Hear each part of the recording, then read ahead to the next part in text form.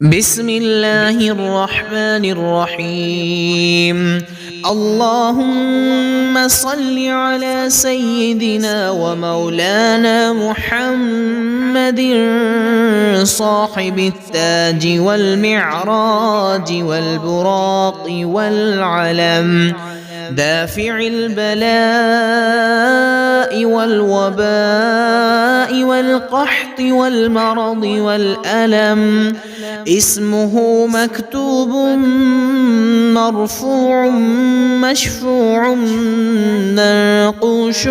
في اللوح والقلم، سيد العرب والعجم، جسمه مقدس معطر مطهر منور في البيت والحرم، شمس الضحى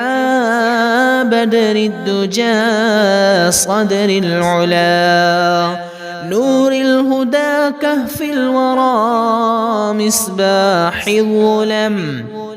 جميل الشيم شفيع الأمم، صاحب الجود والكرم، والله عاصمه وجبريل خادمه، والبراق مركبه والمعراج سفره، وسدرة المنتهى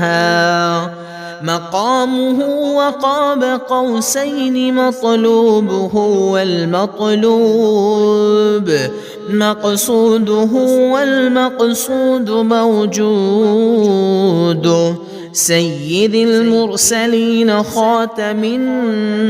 النبيين شفيع المذنبين،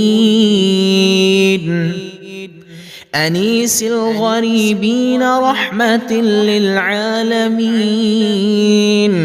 راحة العاشقين مراد المشتاقين،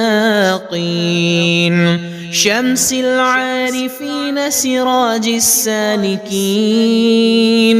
مصباح المقربين محب الفقراء والغرباء والمساكين، سيد الثقلين نبي الحرمين إمام القبلتين،